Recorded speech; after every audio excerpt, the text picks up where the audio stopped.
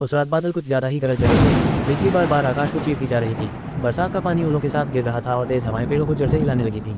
उसी समय गांव के दो दोस्त राजीव और विनय शहर से वापस लौट रहे थे। उनका बाइक का टायर रास्ते में पंचर हो गया। गांव से कुछ दूरी पर ही वो खंडहर हवेली थी। राजीव ने कहा, भाई तूफान तेज हो रहा है, हमें कहीं छुपना होगा। विनय ने डरते हुए कहा, वो हवेली दिख रही है सामने, पर सुना है वहाँ भूत है।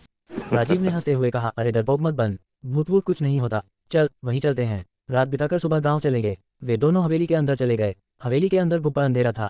जैसे ही उन्होंने दरवाजा खोला, जोर की हवा से वो खुद पीछे हट गए। दरवाजा खुद ब खुद चरमराकर खुल गया। अंदर दीवारों पर जाले थे, फर्श गीला और फिसलन भरा था और हवा में सड़ी लकड़ी और बासी खून जैसी गंध थी।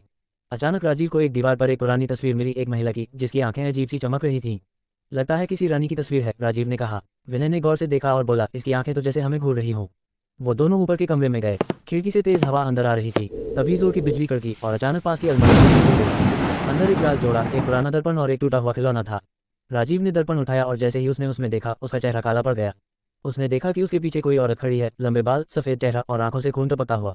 वो पलटा, पीछे कोई नहीं था। कुछ नहीं है, शायद थकावट है, उसने खुद को समझाया। विनय अब बहुत घबराया हुआ था। वो जोर से चिल्लाया, राजीव मुझे यहाँ से निकलना है। राजीव ने कहा, रात हो गई है, बाहर तूफान है, थोड़ा आराम कर लो फिर चलेंगे। तभी नीचे के हॉल से एक तेज औरत की चीख सुनाई दी। दोनों चौंक गए। विनय कांपते हुए बोला, ये क्या था? राजीव ने कहा, चलो देखते हैं। वे धीरे धीरे सीढ़ियों से नीचे उतरे।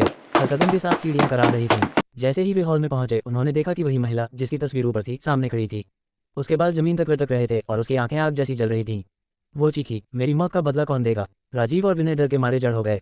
तभी महिला हवा में उड़ती हुई उनके पास आए और विनय की गर्दन पकड़ ली। राजीव ने पास पड़ी लोहे की छड़ी उठाई और उसे मारने की कोशिश की, पर छड़ी उसके शरीर से आर पार हो गई जैसे वो कोई छाया हो। महिला ने जोर से चिल्लाया, उसकी आवाज़ से खिड़कियां टूटने लगी और हवेली हिलने लगी।